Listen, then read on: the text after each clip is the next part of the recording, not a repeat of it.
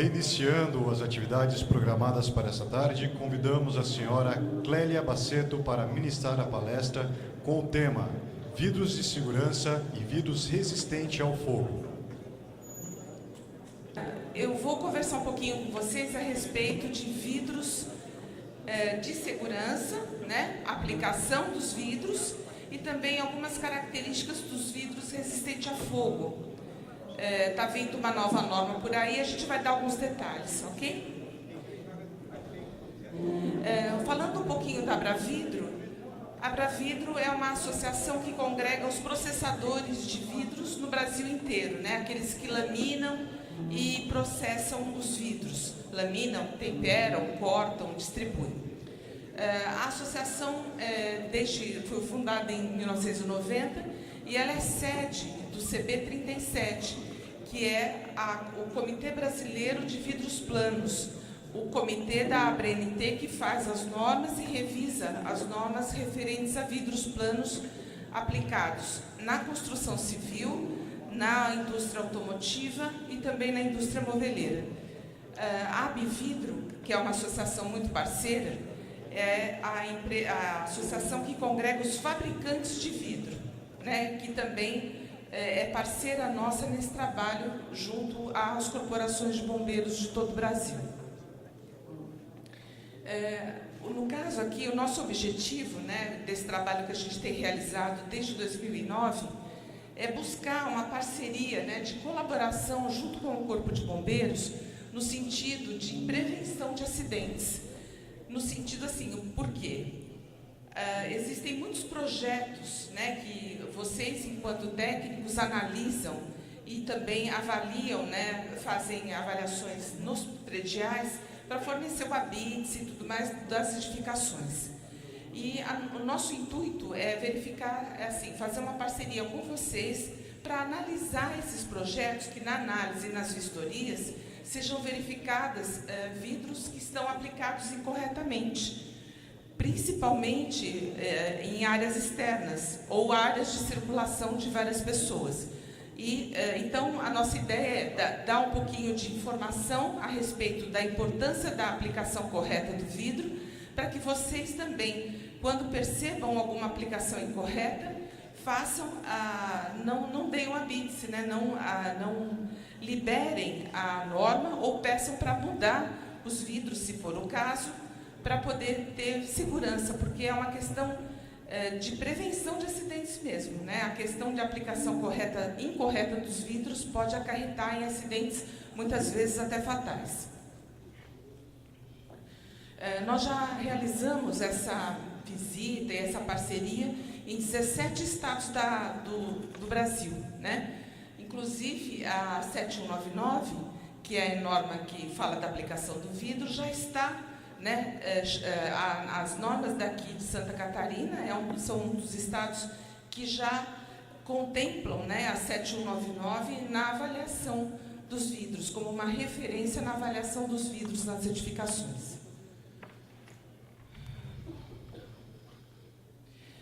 Nós trabalhamos também divulgando isso no Senabom, né, que vai ter esse ano também, em Foz do Iguaçu, se não me engano. A gente faz o stand e faz toda uma divulgação com relação também a vidros de segurança, a quebra do vidro, para poder fixar, né, para poder informar de forma mais lúdica o que é um vidro de segurança.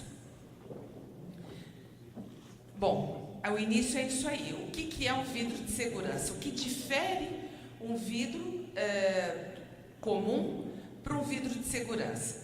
É exatamente a forma como ele quebra, tá? Porque o vidro, ele tá bonitinho lá, normal. Agora, quando ele quebra, dependendo se não for um vidro de segurança, ele pode causar ferimentos bastante graves. Então, o que acontece? O vidro de segurança é um vidro que, no processo de fabricação dele,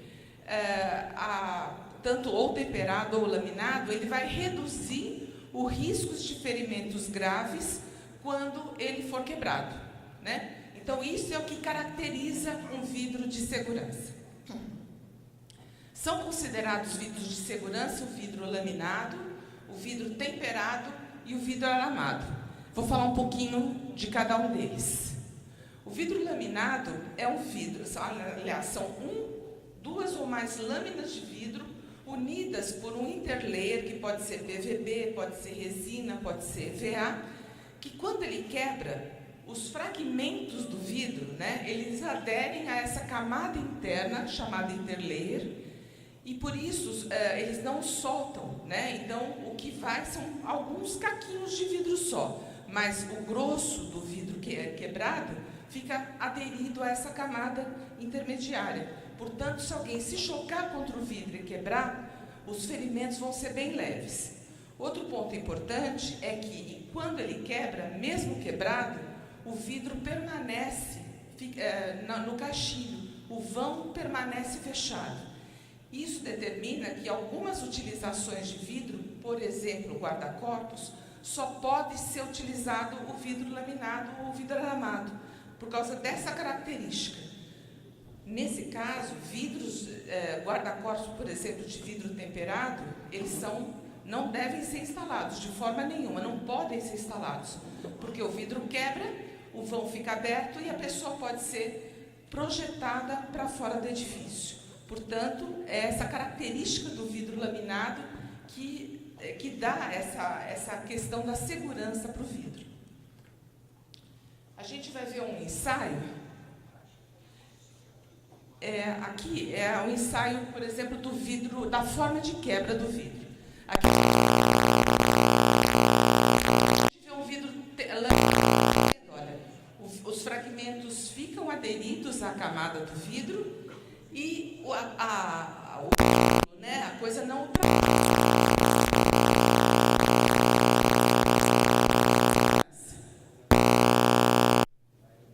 O vidro temperado é um outro vidro que normalmente é um vidro monolítico, ou seja, ele está instalado, normalmente é uma lâmina apenas de vidro, que passa por um processo de têmpera. O que é isso? É um aquecimento no forno, que vai até por volta de 700 graus, e depois um resfriamento bastante rápido, que faz com que criem tensões superficiais no vidro, que vão dar uma característica de quebra diferente para ele, além de uma resistência mecânica que chega por volta de 5 vezes mais do que um vidro comum. Ou seja, primeiro ele tem essa resistência mecânica maior.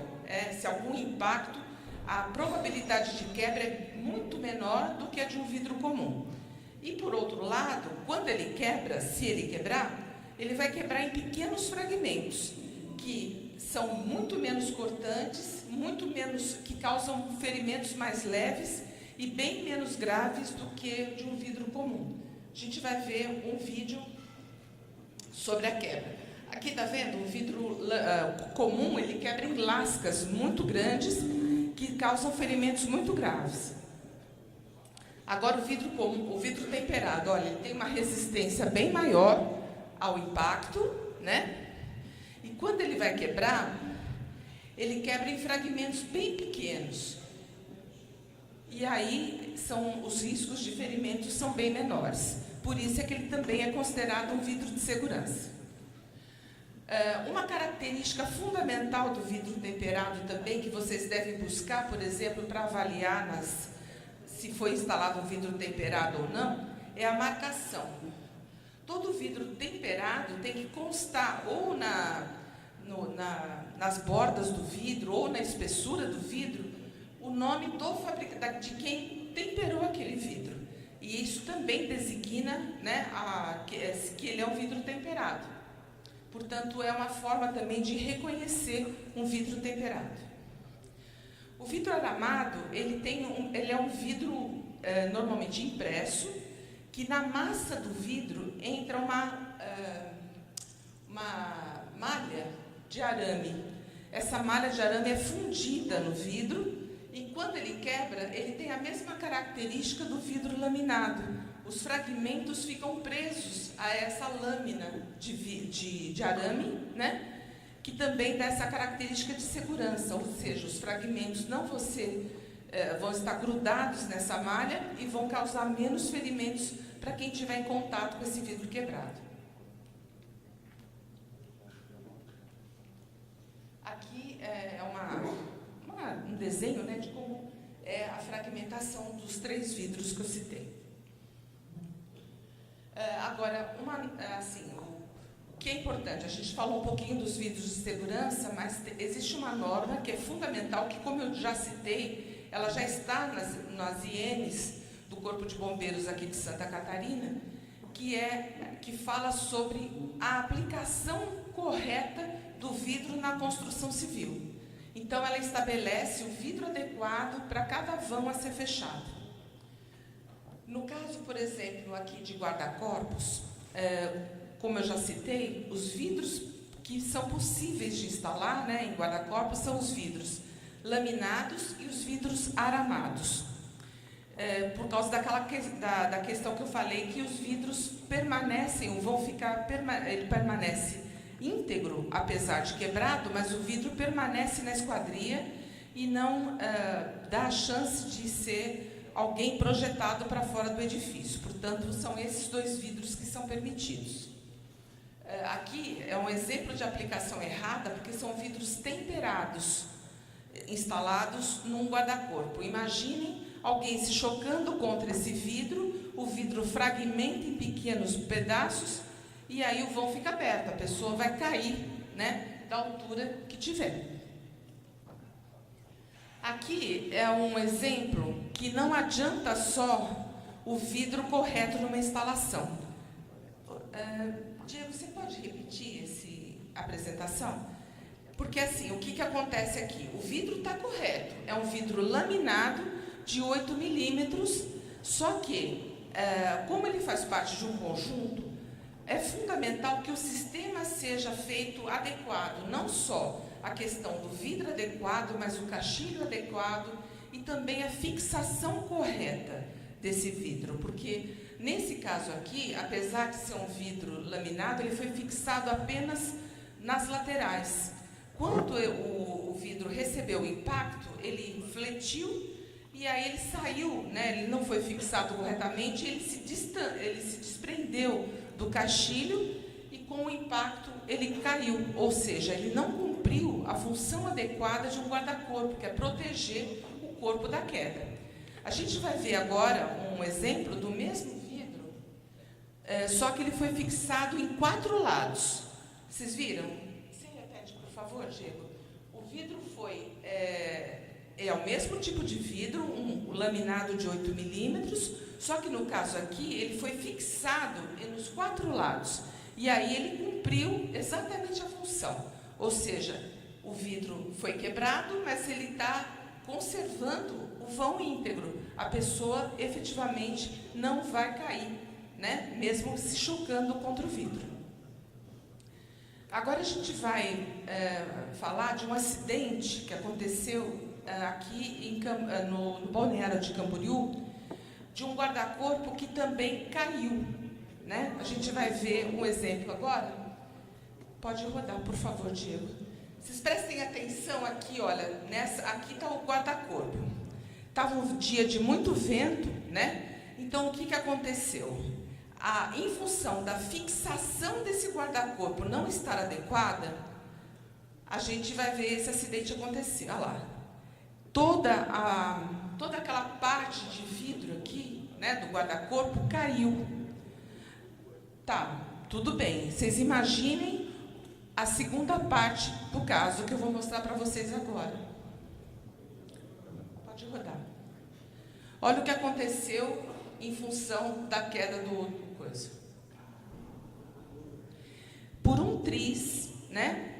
Não acontece um acidente fatal com essa pessoa que estava passando por lá. E podia ser não só uma pessoa, podia ser 3, 4 pessoas que estivessem passando naquele momento na rua.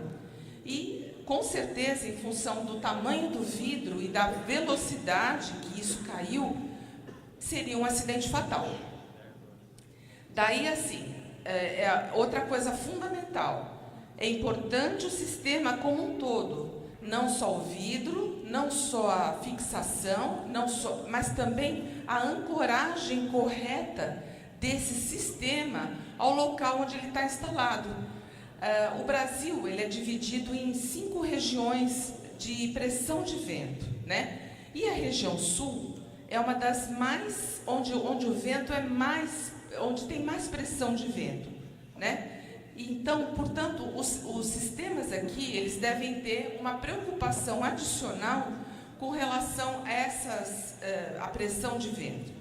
Então, deve-se considerar melhor a espessura do vidro, a forma de fixação e também a ancoragem dos sistemas, principalmente esses que podem fazer com que o vidro se desprenda, caia e pode causar acidentes fatais, né, na queda por cima de pessoas, de transeuntes e tudo mais. Por isso aqui, então aqui tem umas regras também com relação à aplicação do vidro em fachadas. Nesse caso aqui, a partir do primeiro pavimento, inclusive, né, o térreo, se houver um desnível maior que 1,5 m, o vidro tem que funcionar, nesses casos aqui, como um guarda-corpo. Então, a partir da cota de 1,10 m até o solo, ou do solo até 1,10 m, todos esses vidros instalados em fachadas também devem ser laminado, aramado ou insulado composto desses vidros, para fazer o papel exatamente de um guarda-corpo no caso de um choque de alguém em relação a esses vidros. Acima de 1,10 m, a gente pode usar vidro comum, desde que ele esteja totalmente encaixilhado ou totalmente colado no perímetro. No caso de clarabóias e coberturas, o vidro também deve ser laminado ou aramado ou insulado, porque no caso, imaginem alguma coisa caindo por cima da cobertura, ou de um átrio, ou de um pergolado. Esse vidro, além dele deixar, se for um vidro temperado ou um vidro comum, o vidro quebra. Além dos vidros caírem todos em cima das pessoas que estiverem naquele momento, naquele local, o objeto que quebrou o vidro também vai cair. Então, também pode causar acidentes muito graves. Por isso é que é necessário que o vidro tenha essas características de preservar o vão, para que o objeto que caia, ele seja seguro, né, por esse interlayer ou pela malha de arame, que vai não deixar esse vão abrir e o objeto cair por cima das pessoas que estiverem passando. Aqui é um exemplo também de uma aplicação de vidro laminado em cobertura. Outra coisa importante é com relação a portas, vitrines e divisórias. Todo vidro que não tiver desnível, pode ser usado o vidro temperado também, abaixo da cota de 1,10 m. O que é importante é que seja um vidro de segurança, ou seja, que quando ele quebre, ele não fira, né, de forma grave as pessoas que tiverem causado a quebra.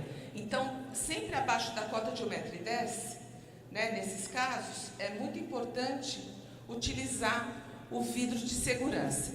Aqui a gente tem uns exemplos de aplicação, por exemplo, em áreas comuns de prédio, onde o vidro que está instalado, por exemplo, nessa divisória e nessa porta, é um vidro comum de 4 milímetros. Quem que vocês acham que seriam as pessoas mais prejudicadas no caso de um choque, por exemplo, aqui, abaixo da cota de 1,10 m, e que podem ser feridas gravemente no caso do vidro quebrar? Exatamente, as crianças. Elas são as principais vítimas, né, dessa aplicação errada de um vidro comum abaixo da cota de 1,10 m. E, infelizmente, a gente tem casos fatais, né, de crianças que perderam a vida em função dessa aplicação incorreta. Portanto, a norma, a 7199, ela existe desde 1989. E ela, em 2016, sofreu uma revisão onde se estabeleceu, além de algumas normas ficarem mais claras, além de uma tabela que tem toda a aplicação do vidro, para deixar claro, para tornar a coisa bem objetiva, né? Existe uma regra fundamental que vidro comum não pode ser instalado em qualquer local, em qualquer andar, de jeito nenhum, abaixo da cota de 1,10 m. Então, todo vidro instalado em porta, divisória, seja lá vitrines, tem que ser vidro de segurança. Não pode ser vidro comum, em hipótese alguma, justamente para tentar minimizar, né, para tentar fazer com que menos crianças sejam vítimas, né, desse absurdo que é a instalação de vidro comum. Aqui é um exemplo de uma pessoa, de uma criança que faleceu porque ela se chocou contra uma porta de vidro da escola onde ela estudava. De novo, né, aqui tem a relação de todos os estados do Brasil, onde a NBR 7199 já está inserida, né, resultado desse trabalho de parceria de quase 9 anos aí com as corporações de bombeiro do Brasil. Agora eu queria falar. Alguém tem alguma pergunta? Se quiserem fazer, pode interromper, tá? Com relação à aplicação do vidro.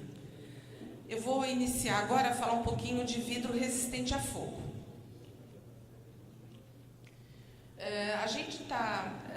Estamos participando, né, da revisão da NBR 14925, que é uma norma antiga, mas que ela está recebendo uma cara nova, né, e a introdução de conceitos novos com relação à resistência ao fogo com relação a vidros. Então, hoje ela já está quase em consulta nacional, né, o texto já foi quase concluído, está indo para a consulta nacional, e a ideia agora é ela chamar elementos construtivos envidraçados resistentes ao fogo para compartimentação. E aí a inclusão de nomenclatura atualizada para os vidros, de acordo exatamente com o desempenho. A gente tem, assim, basicamente, dois tipos de vidro, que é o vidro para-chamas e o corta-fogo. No caso, está sendo introduzido um outro tipo de... uma característica adicional, por exemplo, ao vidro para-chamas, que é, além da capacidade portante e da integridade do vidro, mesmo em relação ao fogo, ele também vai ter uma questão de redução da radiação térmica. O que é isso? A gente vai explicar um pouquinho com mais detalhes, né? Mas a radiação de calor, né, é reduzida. Ele recebe um tratamento, né, o vidro para-chamas, que evita a propagação da radiação térmica do calor de um ambiente para outro, reduzindo, não é a mesma coisa de um vidro corta-fogo, que faz a isolação térmica, mas ele reduz bastante a transmissão de calor de um ambiente para outro. E tem uma vantagem, né? Ele é bem mais barato, ele tem mais ou menos, 1/3 mais ou menos do valor de um vidro corta-fogo. Para deixar mais claro, aqui... Espera um pouquinho. Nossa, foi mais rápido do que eu estava imaginando. A gente tem um vidro para-chamas, que é um vidro de composição química diferenciada, ou seja, ele tem na composição dele borosilicato. Pode ter outro tipo de componente químico, mas o mais comum é o borosilicato, que dá essa resistência diferenciada, né, para esse vidro, essa característica de resistência a altas temperaturas. O vidro temperado, é comum a pergunta, ele resiste até por exemplo, por volta de 300 graus. Portas de fogão, cooktops e tudo mais, são fabricados e têm essa resistência térmica, né? Mas nada se compara à resistência de um incêndio, né? À temperatura de um incêndio. Como diz o senhor Gilson, né? Um incêndio pode chegar a mais de 1.200 graus. Então, não é um vidro temperado comum que vai fazer que vai segurar, né, esse fogo. Então, ele tem que ter uma composição química diferenciada e todo vidro resistente a fogo, ele é classificado pelo tempo de resistência. Então, esse tempo de resistência, obviamente, vai variar em função da espessura desse vidro, né? Muito provavelmente. Então, esse vidro aqui, ele também pode ter, como eu disse, a característica de isolamento da radiação térmica, né? Que também vai ter essa característica. Aqui a gente tem um ensaio que demonstra como é o funcionamento desse vidro. Vocês vão ver, aqui é um para-chamas com resistência de 30 minutos.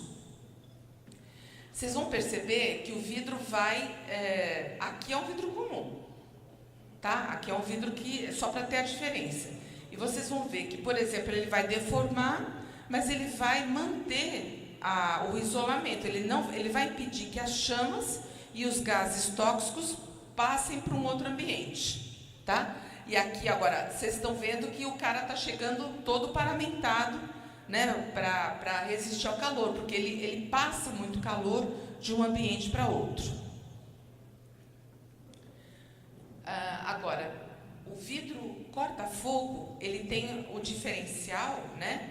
Primeiro, ele sempre vai ser um vidro laminado, ou seja, uma ou duas ou mais lâminas que tem o intercalário, não é um PVB ou resina, e sim um gel intumescente. É um gel que ele expande no calor, né? E ele faz o resfriamento do vidro. Então, além de impedir a passagem de chamas e de gases, ele também vai impedir, ele promove, né, a isolação térmica do local. Ou seja, o calor não vai passar de um ambiente para outro. Ele também é classificado pelo tempo de resistência. E nesse caso, ele tem também de 30 até 240 minutos, até 180 minutos, depende da composição dele. O que, nesse caso, é complicado é porque, como ele é um vidro laminado, e para ele resistir às especificações, normalmente, ele vai ser um vidro bastante grosso e bastante pesado, né? E isso, às vezes, inviabiliza projetos de paredes e tudo mais. Então, ele tem essa diferenciação. E é também um vidro bastante caro. O que é importante saber, né? Os vidros, como eu estava dizendo, os vidros para-chamas, eles podem conter um filtro de radiação, né? Que, além de manter a estrutura, eles devem permitir a passagem de apenas 15 kW por metro quadrado, a partir de 1 metro de distância do centro do vidro. Um vidro comum, né, um vidro que não um vidro para-chamas que não tenha essa proteção da radiação, irradia 29 kW, né, em 60 minutos. Então, ele tem, no caso aqui, ele teria uma redução bastante significativa, metade, no caso da radiação transmitida por um vidro para-chamas que não tem esse tratamento de isolação da radiação térmica. No caso, os vidros corta-fogo, a temperatura deles não pode ultrapassar a 140 graus da temperatura inicial medida no início do ensaio, em relação ao tempo, né, a temperatura média durante o tempo de ensaio. Então, essas são as características de vidros que são avaliadas, né, para se dar o laudo em relação ao tempo de resistência dos vidros resistentes ao fogo. Aqui a gente tem uma animação que mostra como é o comportamento do vidro corta-fogo. Então, a gente vai ter aqui os vidros sendo distorcidos, tal, mas aqui ele permanece legal, intacto, né? É isso que se espera.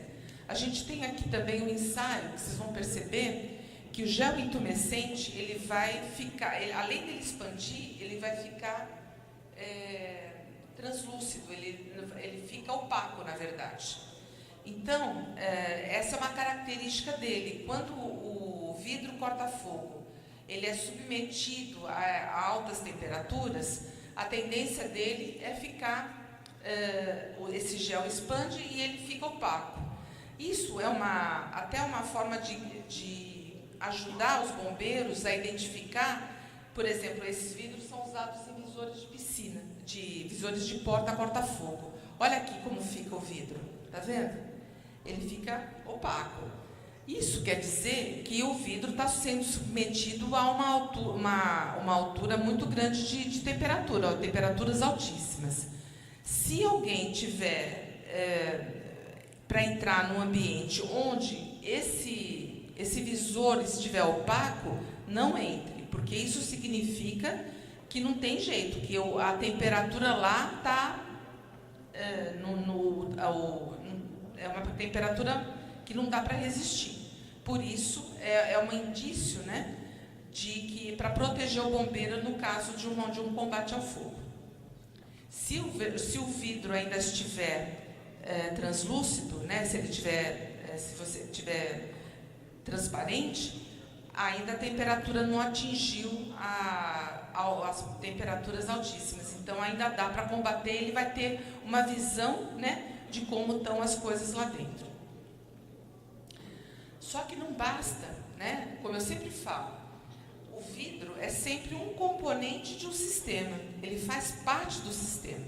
Agora, todo o restante da esquadria, a vedação, a fixação, é fundamental que tenha as mesmas características e sejam especificadas da mesma forma que o vidro. Ou seja, num sistema de uma porta corta-fogo, uma parede corta-fogo ou para-chamas, ele vai ter que ter, além do vidro, ele vai ter que ter a instalação, o perfil especial, né? Os acessórios, né? Os parafusos, etc. Ai, meu Deus. Desculpa, mas tá meio... e também aqui no caso, os vedantes, né? De acordo com o mesmo tempo de resistência ou a mesma característica dos vidros que foram especificados. Aí tem aqui as principais aplicações. Hoje a gente já tem muitas aplicações em hospitais, bancos, aeroportos, algumas locais bastante interessantes. No Brasil ainda são poucos, mas na Europa isso é muito largamente utilizado. Aqui é uma animação também que tem todos os locais onde ele pode ser aplicado, né? Janelas, fachadas, rotas de fuga, né? Então tem várias aplicações aqui, corredores, né? Escadas, proteção de escadas enclausuradas, lobbies. Então, a gente considera, né, os vidros resistentes ao fogo também um sistema de proteção passiva, né, que permite a identificação do perigo, né, do caso de um incêndio, e a gente tem um tempo suficiente para poder tomar alguma providência para evacuar o prédio. Então, ele permite isso também. Aqui a gente tem uns exemplos. Infelizmente, só um desses aqui é no Brasil, mas aqui, por exemplo, a gente tinha uma porta totalmente fechada que foi colocado o visor. E aí depois ela pode também ser totalmente de vidro. Aqui as paredes também, né? Você tem, eram todas opacas, né? E aqui você tem a translucidez, a transparência do vidro. Aqui é a mesma coisa, uma porta corta-fogo, que ela pode ser transformada numa porta de vidro corta-fogo, né? Um sistema de portas. Aqui uma cobertura de alvenaria, né? Que pode se transformar totalmente aberto, né? Num sistema totalmente transparente, que vai trazer luz para o ambiente e vai dar uma aparência totalmente diferente para o ambiente. A mesma coisa aqui, uma parede, né, que agora pode se tornar totalmente, ter acesso à vista do prédio.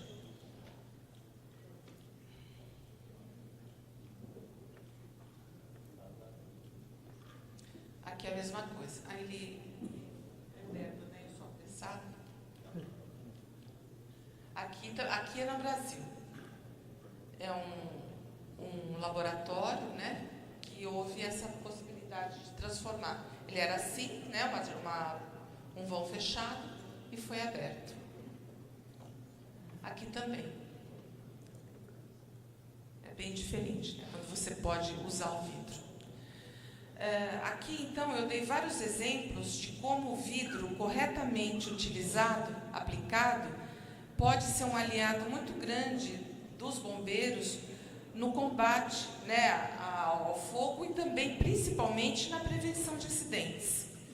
Era essa a principal mensagem que eu queria deixar, né, porque o vidro ele é um material muito variável, com N, que tem várias possibilidades, né? E ele é um vidro extremamente seguro, ele é um material extremamente seguro, desde que aplicado corretamente, com o sistema correto e especificado também corretamente. Eu queria encerrar deixando o meu telefone, aqui o WhatsApp da Bravidro, que recebe informações, porque a gente presta também um serviço de tirar dúvidas, então o pessoal pode ligar lá para poder tirar dúvidas sobre normas, sobre aplicação de vidro. Aqui tem o meu celular, nosso telefone, o nosso e-mail, né? E fica aqui o meu muito obrigado para vocês, né? E agradecer muito à corporação pela oportunidade de estar aqui conversando com vocês e participar desse evento tão importante. Boa tarde, obrigada. Fico à disposição para perguntas, gente, se vocês tiverem alguma.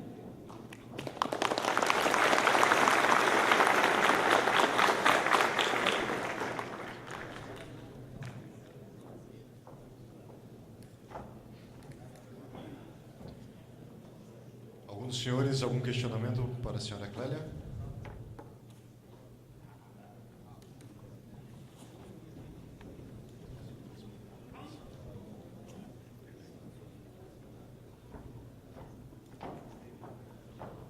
Obrigado, boa tarde a todos. Uma pergunta bem simples, mais uma curiosidade para os amigos aqui. Qual é o custo do vidro corta-fogo? Então, é alto, por volta de R$4.000 o metro quadrado. Por quê? Eu esqueci de falar isso, é tanta coisa para falar, acho que me atropelei um pouquinho. Todos os vidros corta-fogo, eles não são fabricados no Brasil. Nem corta-fogo, nem para-chamas. Todos esses vidros são importados, principalmente da Europa.